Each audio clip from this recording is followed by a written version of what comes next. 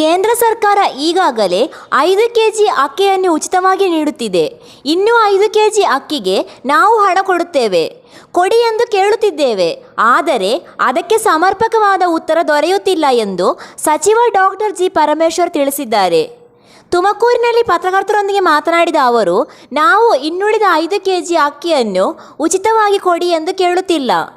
ಆಹಾರ ನಿಗಮದವರು 7 ಲಕ್ಷ ಟನ್ ನಮ್ಮ ಬಳಿ ಅಕ್ಕಿ ಇದೆ ಎಂದು ಪತ್ರ ಬರೆದಿದ್ದರು.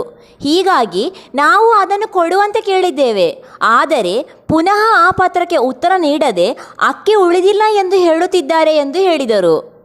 ರಾಜ್ಯದಲ್ಲಿ ಮುಂಗಾರು ನಿರೀಕ್ಷಿತ ಸಮಯಕ್ಕೆ ಆರಂಭವಾಗದ ಹಿನ್ನೆಲೆಯಲ್ಲಿ ಹಾಗೂ ಹೇಮಾವತಿ ನಾಲೆಗಳಲ್ಲಿ ಕಳೆದ ಬಾರಿ ಅಪಾರ ಪ್ರಮಾಣದಲ್ಲಿ ಮಳೆ ಆದ ಹಿನ್ನೆಲೆಯಲ್ಲಿ ಸಾಕಷ್ಟು ಹಾನಿ ಉಂಟಾಗಿದೆ.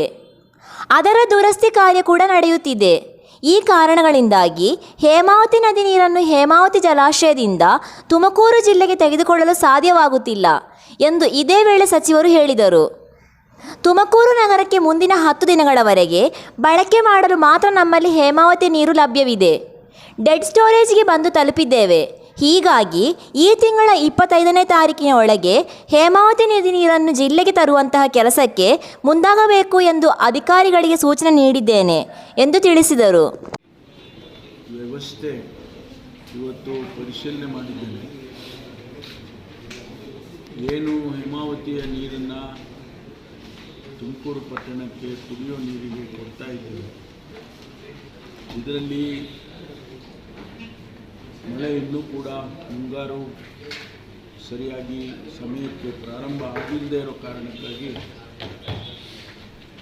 ಅದರ ಜೊತೆಗೆ ಒಂದಿಷ್ಟು ಕೆನಾಲ್ನಲ್ಲಿ ಏನು ಕಳೆದ ಬಾರಿ ಹೆಚ್ಚು ಮಳೆಯಿಂದಾಗಿ ಸ್ಲೈಡಿಂಗ್ ಆಗಿತ್ತು ಅದನ್ನೆಲ್ಲ ರಿಪೇರಿ ಮಾಡುವುದಕ್ಕೆ ಪ್ರಾರಂಭ ಮಾಡಿದರು. ಅದು ಕೂಡ ಕೆಲಸ ನಡೀತಾ ಇದೆ. ಈ ಎರಡೂ ಕಾರಣಕ್ಕೆ ಹೇಮಾವತಿ ನೀರನ್ನು ನಾವು ಈ ಬಾರಿ ಇನ್ನೂ ಕೂಡ ತಗೊಳ್ಳೋದಕ್ಕೆ ಸಾಧ್ಯ ಆಗಿರಲಿಲ್ಲ. ಈಗಾಗಲೇ ಸಿಟಿಯಲ್ಲಿ ಕುಡಿಯೋ ನೀರಿಗೆ ಸಮಸ್ಯೆ ಕಾಣ್ತಾ ಇದೆ.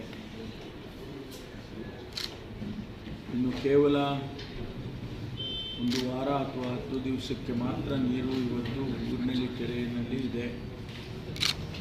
ಡೆಡ್ ಸ್ಟೋರೇಜ್ಗೆ ರೀಚ್ ಆಗಿದ್ದಾರೆ. ಅದಕ್ಕಾಗಿ ಇಷ್ಟರಲ್ಲಿ ನಾವು ಆದಷ್ಟು ಬೇಗ ಹೇಮಾವತಿಯಿಂದ ನೀರನ್ನು ತಗೊಂಡು ಬರೋದಕ್ಕೆ ಇವತ್ತು ಚರ್ಚೆ ಮಾಡಿದ್ದೇವೆ. 25ನೇ ತಾರೀಕು ಒಳಗಾಗಿ ಹೇಮಾವತಿಯಿಂದ ನೀರನ್ನು ಇಲ್ಲಿಗೆ ತರಬೇಕು ಅಂತೇಳಿ ಉದ್ದೇಶ ಮಾಡಿಕೊಂಡಿದ್ದೇವೆ. ಅಷ್ಟರೊಳಗಡೆ ಏನು ರಿಪೇರಿ ಕೆಲಸ ಆಗ್ತಾಯಿದೆ ಅದೆಲ್ಲವನ್ನು ಕೂಡ ಸಂಪೂರ್ಣವಾಗಿ ಮುಗಿಸ್ಬೇಕು ಅಂತೇಳಿ ನಾನು ಸೂಚನೆ ಕೊಟ್ಟಿದ್ದೇನೆ.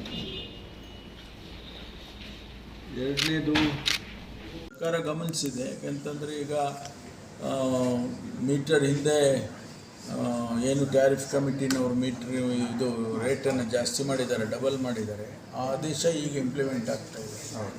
ಅದು ಹೆಚ್ಚು ಹೊರೆ ಇಂಡಸ್ಟ್ರೀಸ್ನವ್ರಿಗೆ ಆಗ್ತಾಯಿದೆ, ಸಾಮಾನ್ಯ ಜನರಿಗೂ ಆಗುತ್ತೆ.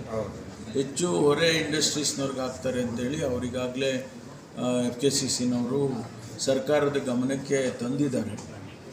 ಸರ್ಕಾರ ಬಹುಶಃ ಸಂಬಂಧಪಟ್ಟ ಸಚಿವರು ಅವ್ರನ್ನ ಕರೆದು ಮಾತಾಡ್ಬೋದು, ಯಾವ ರೀತಿ ಬಗೆಹರಿಸ್ತಾರೆ.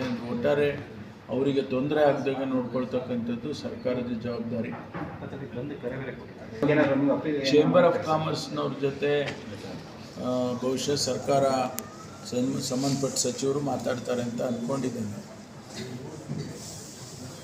ಸರ್, ಕೆಲ ಕಡೆ ಜಲಜೀವನ್ ಮಿಷನ್ ಕಾಮಗಾರಿ ನಾನು ರಿವ್ಯೂ ಮಾಡಿದ್ದೇನೆ. ಇನ್ನೂ ಕೂಡ ಭಾಳ ಕಂಪ್ಲೇಂಟ್ಸ್ ಬರ್ತಾಯಿದೆ, ಇನ್ನೂ ಸ್ಟೇಬಲ್ ಆಗಿಲ್ಲ. ಇನ್ನೂ ಭಾಳ ಕಡೆ ಪೈಪ್ಗಳು ಹೊಡೆದೋಗಿದೆ, ಪೈಪ್ ಹಾಕಿಲ್ಲ ಸರಿಯಾಗಿ, ಇನ್ನೂ ನೀರು ಸರಿಯಾಗಿ ಹೋಗ್ತಿಲ್ಲ, ಈ ಥರದ್ದೆಲ್ಲ ಕಂಪ್ಲೇಂಟ್ಸ್ಗಳು ಬಂದಿದೆ. JJMನಲ್ಲಿ ತುಂಬ ನ್ಯೂನತೆಗಳಿದೆ. ಅದನ್ನು ಇನ್ನೊಂದು ಸಂದರ್ಭದಲ್ಲಿ ನಾನು ಮೊನ್ನೆ ತಾನೇ ಒಂದು ಓವರ್ವ್ಯೂ ಅಕೌಂಟ್ ತೊಗೊಂಡಿದ್ದೀನಿ.